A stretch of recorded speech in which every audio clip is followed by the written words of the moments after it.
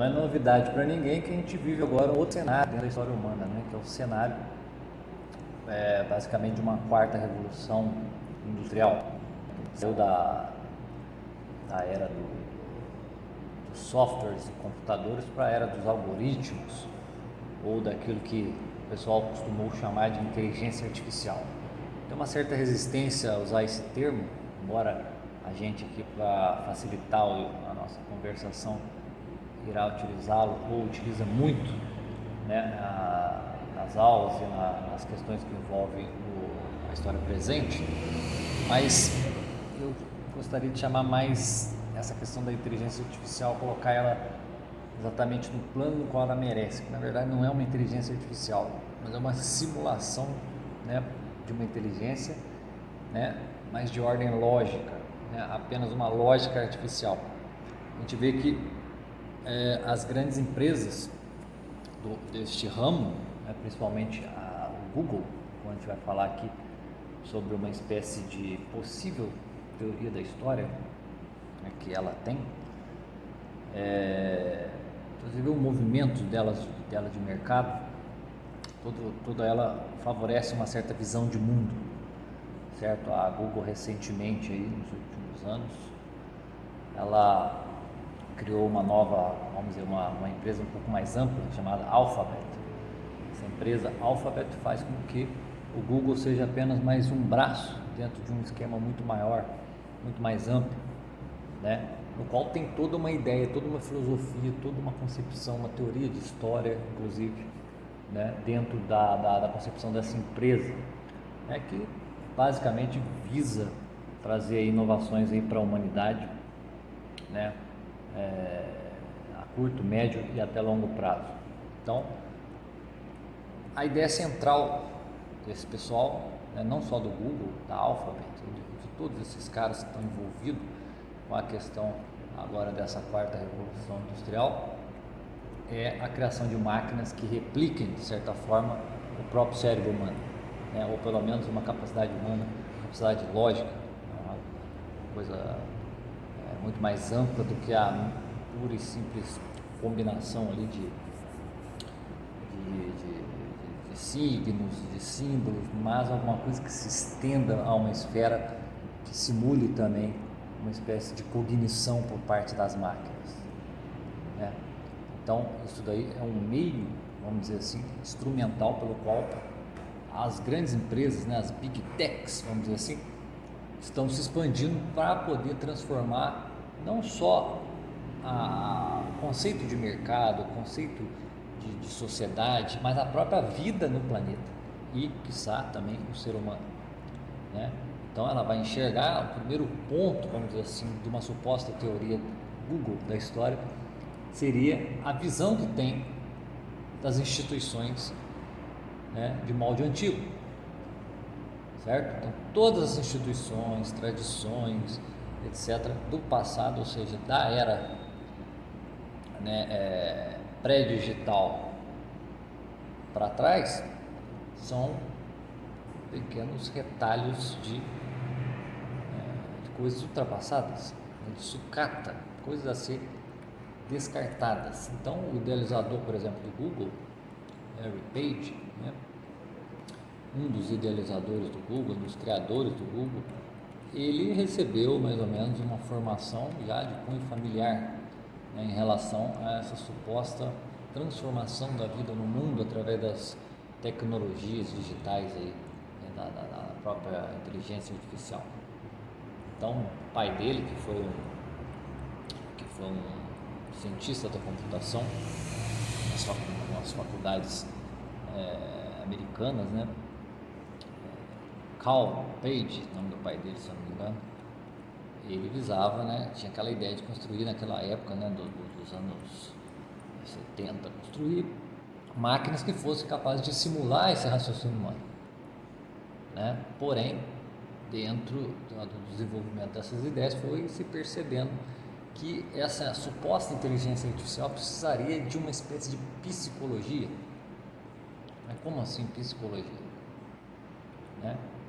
Psicologia no sentido de que, dentro da teoria desses pioneiros da inteligência artificial, né, o próprio cérebro humano era em si mesmo um computador, só que um computador de ordem animal, biológica, certo? E a máquina que iria replicar esse cérebro, vamos dizer assim, torná-lo mais perfeito, imperecível de uma certa forma, né? Ele só difere, né, nas suas estruturas materiais, mas no seu funcionamento é a mesma coisa. Então, logo, se o homem tem uma psicologia e ele tem esse aparato, né, essa interface biológica, ou o computador que tem uma interface maquinária, ele também poderia ter a sua psicologia, mas era preciso desenvolvê-la, né? Então, esse pai do idealizador do Google, o Carl Page, ele tinha mais ou menos uma ideia de como ele poderia chegar a isso. Então, ele meio que se baseou em alguns procedimentos, alguns conhecimentos, algumas técnicas, né, de um manual do século XIX, né, um manual chamado Regras de Ordem de Robert. Não sei bem quem foi que produziu isso, certo? Mas ele seguiu mais ou menos uma linha, né, de como criar mecanismos lógicos dentro da esfera da computação, né, mas que fosse basicamente uma réplica do funcionamento, né, vamos dizer, da função daquilo que o cérebro é, um organismo biológico, numa máquina, certo? Claro que essa ideia toda, né, não passa de uma ideologia, mais uma daquelas ideologias que vão surgindo dependendo do contexto, né, como diz Karl Marx, dependendo dos meios e modos de produção da sociedade, ou seja, os meios e modos de produção ideológica da sociedade acabam por abrir espaço para abrir novas ideologias cada vez mais loucas, né, como essa própria da IA, certo? Se a psicanálise, vamos dizer, que era uma força cultural, né, surgia daí recentemente na humanidade, tal qual o marxismo, elas concebem novas formas de entender tudo que se passa na vida, né? A IA, ou a ideologia da inteligência artificial, também, né, com essa sua ideia de que, de uma certa forma, ela pode replicar a psicologia humana numa máquina, mudando apenas seus componentes de ordem material, certo? O que para a psicanálise foi o inconsciente e para o próprio marxismo foi os meios de produção, né? A ideia de programa, de software, né, tem um valor transcendente para esse pessoal da ideologia da inteligência artificial, certo? Como se fosse aí a chave que faltava para desvendar todos os mistérios do intelecto humano. Então, os ensinamentos do Carl Page passaram para o seu querido filho aí, que idealizou, montou e criou o Google, Larry Page. Ele e seu colega, eu esqueci o nome, mas se não me engano é alguma coisa Brin, né? Então isso daí foi tudo transmitido de certa forma pelo pai ao filho, né? E a prova disso é que o filho produziu, fundou aí a empresa de inteligência artificial mais bem sucedida da história, né? Porque a base do poder do Google, a fonte do seu poder está na questão da inteligência artificial, não é só um motorzinho ali de busca na internet, né? Porque para entender o que há por detrás dessas pesquisas que o buscador Google nos oferece, está todo um conceito de uma ideologia de inteligência artificial. Então o plano do Google, né, a ideia central do Google, a sua teoria, vamos dizer assim, no fundo a sua teoria sobre a história humana, né, e seu ponto, né, onde o Google está, vamos dizer, dentro dessa cadeia de evolução da natureza terrestre, aqui da natureza do mundo, né, vamos dizer assim, está baseada na ideia de que um dia haverá uma inteligência artificial completa ou plena, que abranja todas as coisas, certo? Que possa responder a qualquer pergunta, certo? Não como apenas uma criação de um cérebro artificial, uma máquina, né? Mas até o ponto deste cérebro substituir o próprio cérebro humano, Isso é uma ideia que está embutida, né? Larry Page e do Brin, Sergey Brin, lembrei o nome dele, certo? Então, acoplar, né, a sua empresa, o seu software, né, no nosso cérebro, parece ser a ideia central de futuro para esse pessoal,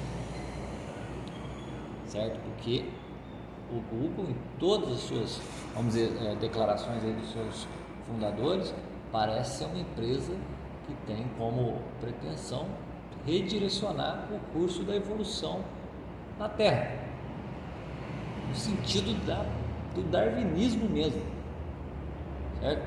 Criando assim uma espécie superior, que transcende inclusive não só as nossas potencialidades do momento ou de toda a história humana, mas transcende a própria forma natural das coisas, certo? Criando aí um aparato cerebral, né, uma interface que seja imune a aquelas, vamos dizer, parcialidades ou inconstâncias que são próprias do ser humano, certo? Então, vamos dizer, um cérebro que não se deixa influenciar por desejos irracionais, certo? Ou por, de repente, estímulos sensoriais que sejam duvidosos, né? Porque o nosso corpo faz isso. O nosso corpo, às vezes, nos emite estímulos, sensações que, às vezes, podem gerar dúvidas. A gente não sabe bem o que é as coisas. Isso daí altera ou afeta a nossa capacidade de raciocinar sobre uma questão. Então, criar esse super cérebro, substituir o cérebro humano, que seria uma forma de transcendência da forma natural. Então, o Google não é só uma empresa que está dentro do mercado multibilionário. Ela é um agente dentro de um processo de evolução natural, né? Extranatural. Então, ele vai tentar resolver um problema, por exemplo, que surgiu há muitos séculos atrás, certo? Um problema que surgiu, na verdade, entre a espécie de guerra que surgiu entre a igreja e a ciência. A ciência começa a eclodir, mais ou menos naquele período de René Descartes, que é uma figura central para entender esse mecanismo Google, né, de pensar, por incrível que pareça. Então, naquele período onde começa a razão científica, né, o rigor científico, a entrincheirar a própria igreja, né? Isso daí é algo que sobreviveu no tempo e foi se desenvolvendo até chegar nesse ponto. A existência de uma empresa, de uma mega empresa que tente, né, colocar um certo tipo de projeto em curso, certo? Então você olha a figura de René Descartes, um sujeito solitário, né, que já meio cosmopolita na época, um sujeito viajante, né? Existe até uma lenda sobre ele que em uma dessas viagens, né, ele havia perdido uma filha, né, que morreu bem novinha, com 5 ou 6 anos. Ele teve uma filha com uma serviçal lá, na época que ele estava em Amsterdã, se não me engano. A menina morreu. Então diz que isso daí deu um forte abalo emocional nesse homem racional que era Descartes.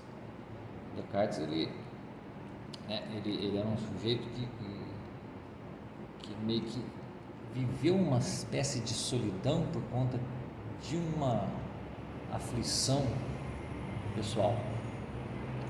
Então dizem que ele era um sujeito que dormia muito, gostava de dormir, né, e que durante os seus sonhos pareciam certas revelações ali, né, que às vezes acordado ele não teria. Então, numa dessas viagens aí de barco, dizem que o capitão do barco ficou intrigado com algum tipo de baú, uma caixa que Descartes carregava. Enquanto dormia, ele foi xeretar lá para ver o que era aquilo que ele estava carregando. E aí está lá Descartes dormindo, esperando cair alguma ideia lúcida e perfeita lá, direto do céu na sua mente maravilhosa. E daí é isso que o sujeito abriu a caixa, estava lá um robozinho feito de molas, né? Um certo autômato, uma coisinha autômata lá, tipo um bonequinho, né? E segundo dizem, tinha, né, uma certa aparência de uma menininha, de uma criancinha, como se Descartes estivesse tentando fazer ali uma réplica, né, robótica, autômata, daquela criança que infelizmente ele perdeu. Então, diz a lenda aí que o capitão do navio ficou horrorizado com aquilo e jogou aquilo em alto mar, né? Então é uma lenda, não chega a ser um fato, a gente não sabe se isso realmente ocorreu, né? Mas o fato é que isso serve para ilustrar o fascínio que o próprio Descartes tinha pelos autômatos, né? Que seria o que nós chamaríamos hoje de robôs. Na época que ele viveu, vamos dizer, os processos maquinários estavam chegando à Europa, então aquilo já era uma pequena amostra da revolução científica que estava em curso e iria eclodir logo mais adiante. Então Descartes era aquele também que sonhava em construir uma espécie de dispositivo que fosse por si só, né, independente, né? Inclusive ele pensava que esses autômatos, esses mecanismos poderiam ter algum papel significativo para solucionar as próprias guerras que assolavam a Europa naquele momento, guerras entre basicamente religiões e guerras também entre a religião e os seus novos inimigos, os seus novos adversários no campo intelectual, no caso a própria ciência, certo? Então durante aquele século XVII, principalmente no tempo da Guerra dos 30 anos, o Descartes chegou até a servir o exército, né? Serviu o exército católico, também serviu o protestante, quer dizer, era um sujeito que não se decidia muito de qual lado estava na questão religiosa, só que ele era um sujeito que dava uma disfarçada, porque eu tenho medo da Inquisição. De alguma forma eles podem pegar e fazer comigo como fizeram com Galileu. Então Descartes também foi um sujeito bastante discreto, né? Agradou gregos e troianos para poder passar batido, certo?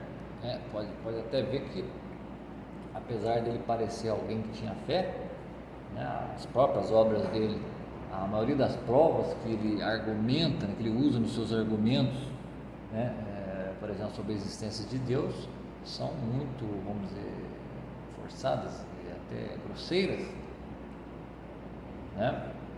Isso daí quem estuda Descartes percebe, né, que ele joga ali de repente para solucionar um problema lógico, ele joga ali de repente para o plano de Deus, da religião, ele não explica, ele não termina de explicar aquilo, certo? Nós estamos aqui contestando a habilidade e a genialidade do Descartes, né? Mas que já está arque comprovado que a sua, vamos dizer, filosofia tem uma espécie de, tem vários furos fenomenais. Então, no centro da ideia de Descartes estava essa maravilha de se querer criar autômatos, máquinas, né? Por quê? Porque ele tinha uma visão errada do que era a natureza humana. Aquela coisa né, a coisa extensa e a coisa pensante, né? Isso daí foi uma coisa que modificou a maneira como Descartes via a própria pessoa humana. Por quê? Porque da doutrina católica, ela diz que os seres humanos eram uma forma de vida elevada, acima dos animais. Mas Descartes, com essa ideia, não. Ele falou, olha só, entre o homem e o animal, vamos dizer, materialmente falando, não há muita diferença, a não ser o fato de que havia no homem uma espécie de software, ou seja, a mente, né? E a mente era justamente o lugar onde se encontrava o intelecto e a própria alma imortal. Então isso daí era uma coisa separada, né, do aparato biológico, de certa maneira. Estava ali, mas não estava ali porque não era coexistência, né? Então Descartes ele já é, vamos dizer, o idealizador da ideia de software, num certo sentido, certo? Então ele buscava esse puro entendimento através do que? De uma tentativa de se colocar acima dessa limitação corpórea, né? E trafegar e sobreviver apenas no espaço intelectual, apenas na coisa pensante e não na coisa extensa. Então, o que realmente Descartes queria era ajudar a humanidade a superar as limitações, vamos dizer, do conhecimento, que de certa maneira estavam relacionados ao estado de queda, no sentido religioso, certo? E isso fazia com que ele estivesse, de certa maneira, impregnado nesse corpo físico e, ao mesmo tempo, perdido o controle dos poderes divinos que são inatos ao homem, foram dados ao homem. Então, isso se tornou uma espécie de obsessão dentro da filosofia, né? Descartes transferiu essa dicotomia, essa dualidade entre o ser pensante e o ser extenso, vamos dizer, para toda a filosofia. Ele foi praticamente, vamos dizer, um mestre que, apesar das divergências dos seus continuadores, né, divergências em alguns pontos, de certa maneira ele imprimiu essa forma de pensar, ou seja, há no homem uma substância que diverge da outra, são duas substâncias. Então vamos dizer, esse detalhe aí da ciência, né, vamos dizer, dessa ciência mecanicista começa a entrar dentro da filosofia, né? Pouco a pouco vai sendo transmitido para os filósofos posteriores, porque os filósofos posteriores vão começar a argumentar dentro dos conceitos dos anteriores, certo? E sempre na busca de expressar cada vez mais um pensamento puro, né? Isso se transformou numa obsessão dentro da filosofia, uma obsessão cartesiana, certo? Mas a filosofia, né, embora tenha passado aí por todos esses séculos após Descartes, com essa sua mania, vamos dizer assim, né, de pureza do pensamento, né, sem dúvida alguma, né, uma tentativa de emancipar a coisa pensante da coisa extensa, a filosofia não foi capaz de emancipar a mente humana, certo? Então, aquilo que saiu, vamos dizer, da ciência, né, das ciências mecânicas que estavam, né, na época do Descartes ali, se desenvolvendo, entrou na filosofia e andou todos esses séculos influenciando a própria filosofia, depois ela salta e vai para o terreno da técnica, ou seja, da tecnologia, certo? Então o Google, ele é uma dessas empresas que está empenhado em triunfar na onde o Descartes não conseguiu triunfar, né?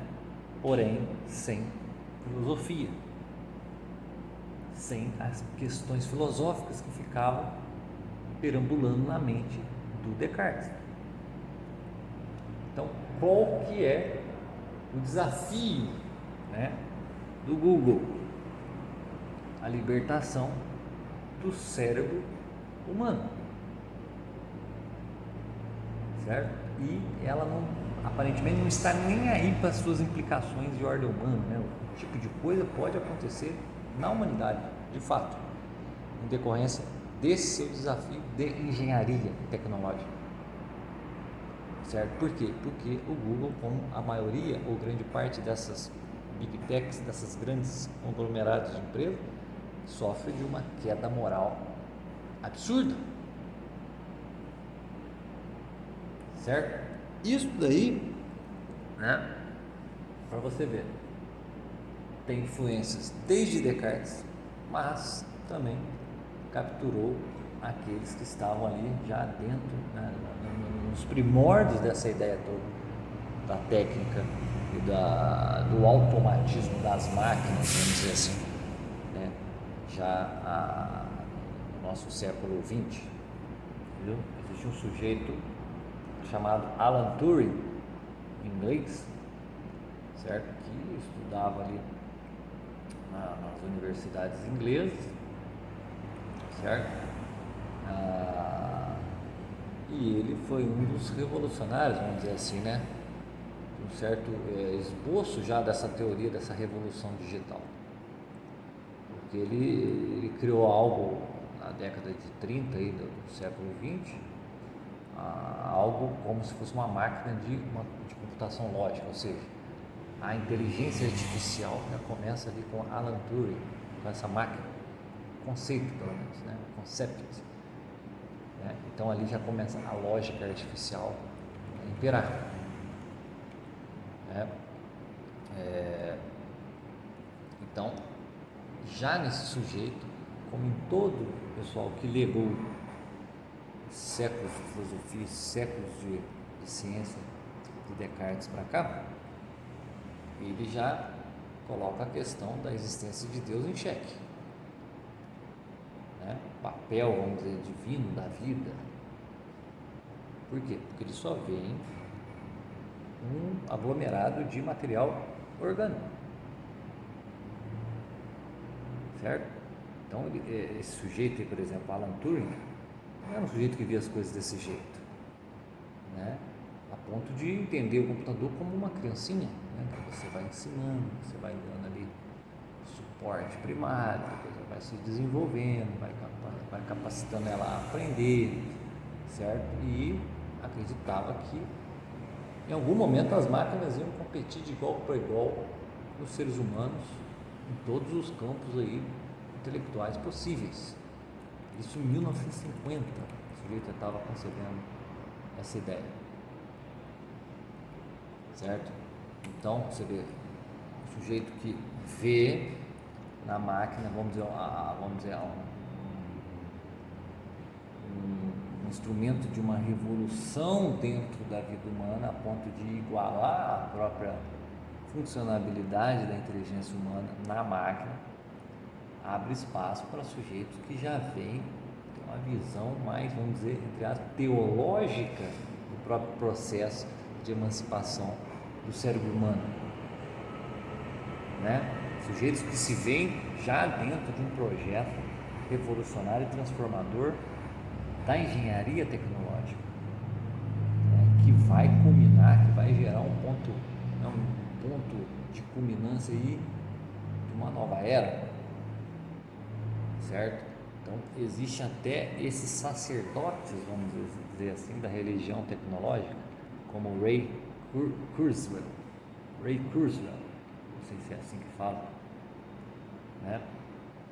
Era um sujeito que tinha já concepções, né? Era um engenheiro e diz que aos 27 anos ele já criou uma máquina, né, que lia para cegos, ou seja, criou ali um mecanismo interessante, né? O pessoal que era cego na época achou aquilo maravilhoso, era tipo um scanner, botava lá o livro, aquilo, né, escaneava ali, aquela maquininha, pá, começava a articular as palavras e falar, né? Então o pessoal que era cego, por exemplo, o Steve Wonder praticamente se ajoelhou na frente desse homem, desse Ray Kurzweil, né, que foi o criador dessa máquina. Ou seja, ele estava até ali com uma boa intenção, mas já tinha dentro de si toda uma concepção, vamos dizer, religiosa da própria máquina, certo? Era um sujeito problemático, né? Hipocondríaco, criou na base, né, dessa sua suposta fama de grande engenheiro das máquinas aí, uma própria empresa, vamos dizer que de medicamentos e tudo mais. Tomava ali mais de 150 cápsulas por dia para poder, né, vitaminas, suplementos, enzimas. Você vê que o indivíduo tinha um medo da morte, um medo feroz da morte, que inverte o valor religioso da vida, né, o valor saudável da religiosidade, e passa a jogar esse, vamos dizer, quase que esse instinto humano por religiosidade, pelo divino, nas questões aqui que podem salvar ele da morte física, certo? Então, vamos dizer, é um sujeito que acabou pouco a pouco fazendo afirmações que acabaram tornando ele como se fosse um profeta, né? Por conta dessa questão dos medicamentos, essa questão, ou seja, o que eu estou querendo dizer com isso? Este sujeito, ele veio com uma ideia-chave que conecta a ânsia do Descartes por, né, uma emancipação da mente em relação àquilo que a retarda, que é a coisa extensa, né? Para o sujeito inglês aí que via nas máquinas, vamos dizer, uma espécie de avanço que iria competir com a própria humanidade, esse Ray Kurzweil, ele via em todo esse processo uma coisa chamada singularidade. O que era a singularidade? Era uma espécie de ruptura da continuação, né, do contínuo, que é o tempo e o espaço. Então, algo iria acontecer por parte, né, desse crescimento da inteligência humana, né, da técnica, etc., das máquinas, certo? Que ia resolver todos os nossos problemas, ou seja, ia romper com os limites espaço-temporais. O finito se tornaria infinito. E quando seria isso? Quando a inteligência artificial se tornar toda poderosa, emancipada. Que é justamente o momento quando uma máquina começar a ser capaz de projetar e criar outras. Ou seja, quando uma espécie de entidade passar a surgir acima dos homens.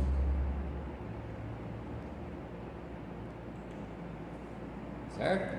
Então você vê, esta noção de singularidade, ela só pôde existir no ramo, né, vamos dizer assim, das ideias humanas por conta de lá atrás o Descartes começar com a ideia dela do autômato e da emancipação da coisa pensante, da coisa extensa. Então um sujeito como esse, Ray Kurzweil, ele vê a humanidade próxima, né, de um ponto de culminância nunca antes visto,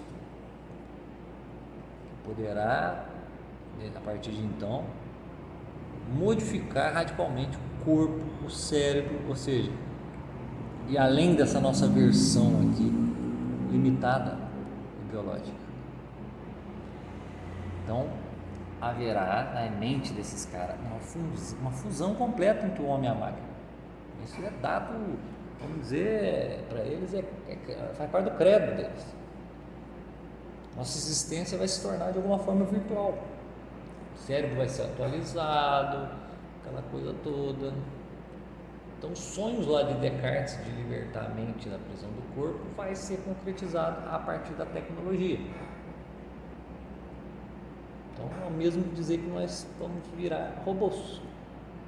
E a robótica é a nova forma de existência extranatural. E a partir daí o mundo vai começar a mudar para um estado de maior perfeição. Então a vida vai ter mais prazer, a dor não vai existir mais, poderemos acabar inclusive com a morte, o problema da escassez, etc, etc, etc, etc, etc. Então, por que eu estou dizendo isso? Porque nós temos que ver uma linha que vai de Descartes, né? Primeiro, do pensamento da ciência mecanicista até Descartes, de Descartes até a filosofia que vai andando e dialetizando com um pano de fundo de Descartes sobre essa ideia da emancipação da mente humana, da coisa pensante, se emancipando da coisa extensa, certo? Uma busca por automação cada vez maior. Isso daí depois é transferido para o plano da pura técnica, não é nem da ciência, mas da técnica. certo? A ciência molda a filosofia molda a técnica e depois a técnica se emancipa das duas, certo? Então a singularidade é o ponto central para entender a teoria do Google. E eles creem nisso. É como se é a parousia do Google, certo? Essas crenças se parecem demais com essa questão apocalíptica cristã. Então, a ideologia da IA, ela é apocalíptica também. E ela é herdeira dessas promessas religiosas em alguma medida, certo? Mas na verdade, na minha opinião, é uma versão bastarda de todas elas, certo? Porque essa questão tecnológica não pode ser misturada com as categorias religiosas, não podem ser transpostas assim para a par, certo? Claro que nem todos os que estão dentro dessa grande rede aí da tecnologia da inteligência artificial, dos algoritmos, etc., seguem essa linha do Kurzweil, né, da singularidade, né? Os caras já são mais assim, vamos dizer, pé no chão. Não é bem assim não, isso aí são sonhos nossos, tal, mas vamos pisar aqui no chão, vamos continuar aqui passo a passo, fazer a vida melhorar, etc. Tem esses caras também, né? Mas a grande maioria deles, a lista de devotos dessas espécies de profecias inclui diversos membros aí dessa elite tecnológica que foi formada no mundo aí de uns 50, 60 anos para cá. Então, Bill Gates, por exemplo, é um deles. Então, conclamado Bill Gates. Ele diz que o tal do Kurzweil é a pessoa que melhor sabe prever o futuro da inteligência artificial, o seu fim, certo? E de alguma forma ele é uma das melhores mentes para compreender todo esse processo que está por vir, certo? Então, vamos dizer, o Google não é só, né, um momento eureka da tecnologia. Pensou assim, nós podemos aqui simular, né, o comportamento dos professores universitários nas suas citações acadêmicas. Vamos criar aqui um sistema de citações através dos links e utilizar dentro de uma página de web que pode relacionar tudo isso a um link, etc., como um buscador, etc., para valorizar essa atividade de pesquisa, que é o nosso foco. Não. Certo? O Google não tem uma índole exclusivamente, vamos dizer, transacional, seja mercadológica. Não, ele tem uma teoria acerca da existência humana, da evolução humana, da evolução natural, não só humana, não, natural. Certo? Uma visão de engenharia, né? É como a engenharia tecnológica olha para a natureza e busca transcendê-la.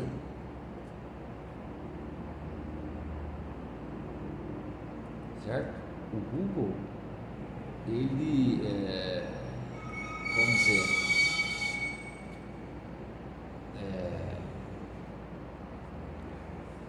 ele atende a diversas variedades, vamos dizer assim, das inteligências artificiais aí colocadas em circulação, certo?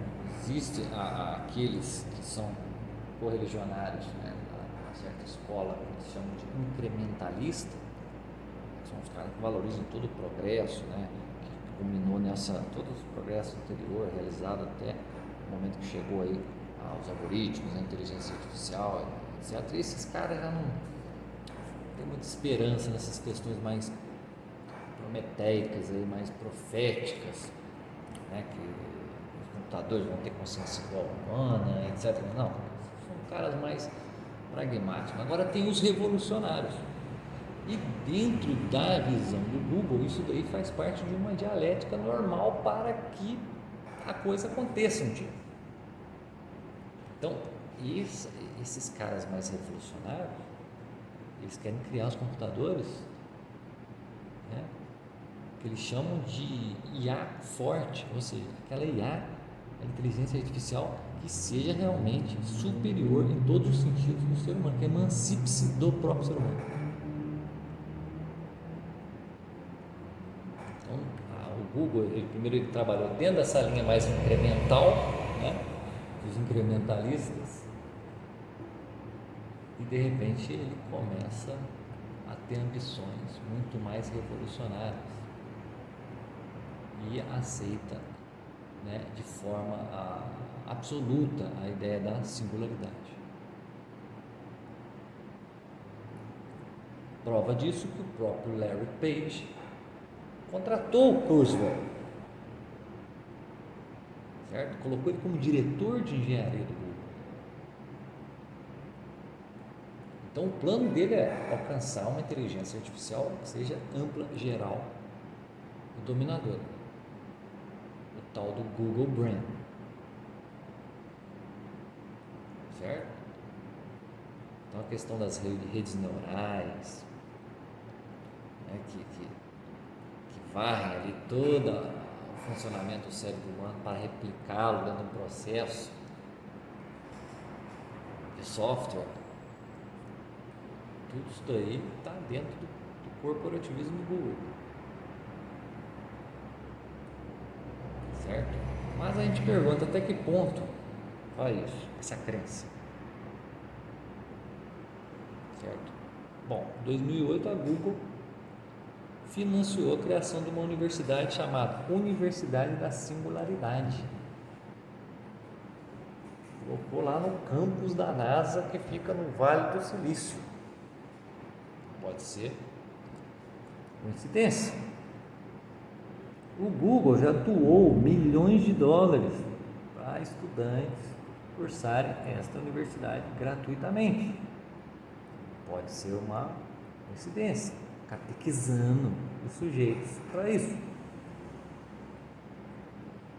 certo? Investiu grana e muita grana dentro de uma startup que pretendia resolver o próprio problema da morte. Chamava Calico, o nome dessa startup. Então, por mais que o Google não alcance os seus objetivos, né, ele vai deixar um grande rastro pelo caminho. Por quê? Porque esses projetos, essas ideias revelam uma visão de mundo concreta, uma visão global, certo? Um edifício de crenças e valores muito coerentes. Não são absurdidades, não são assim, coisas jogadas ao vento. Então, singularidade não é apenas uma visão sobre o futuro, é uma visão sobre a história. A história do homem visa chegar nesse ponto de culminância onde a natureza será extrapolada pelo evento da inteligência artificial. Será o mundo das maravilhas. E nós temos que apressar a chegada desse novo dia. Certo? Então, o Google, ele a questão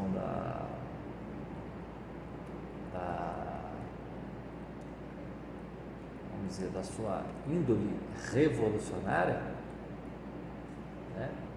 Bom, eles têm a ideia de que todas as revoluções científicas foram impulsionadas por rebeldes. Então, vamos dizer, no momento que o Google vai lá, pega um monte de caminhão, estaciona em frente das bibliotecas, começa a pegar tudo quanto é livro, certo? E escanear tudo para poder jogar lá dentro do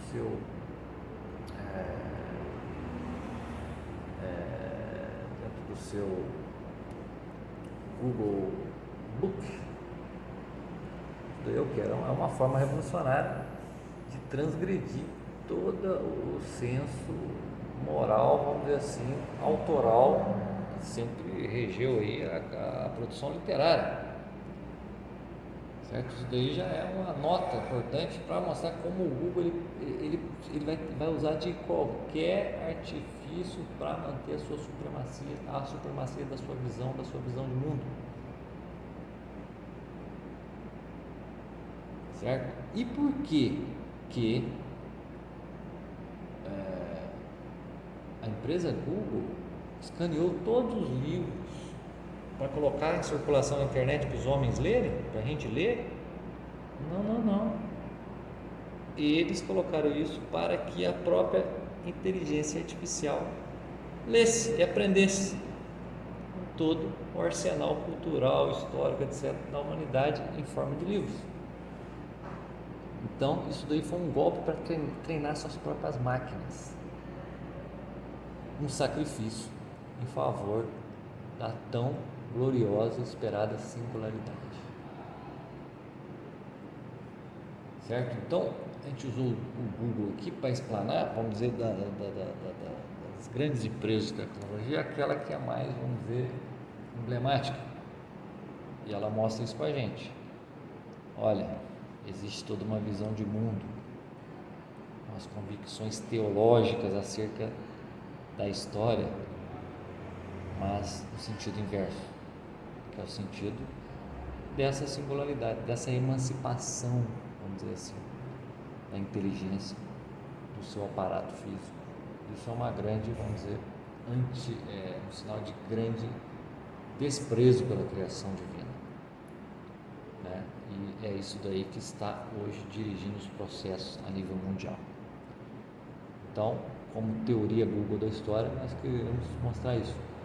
Aquilo que começou na filosofia de Descartes se transferiu para o universo da técnica, da tecnologia, certo? Com uma ampla visão de mundo, de transformação, de evolução e, enfim, de culminância num ponto, né, quase que escatológico, que é a singularidade.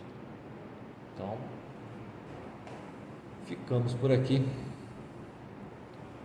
Abraço a todos e valeu!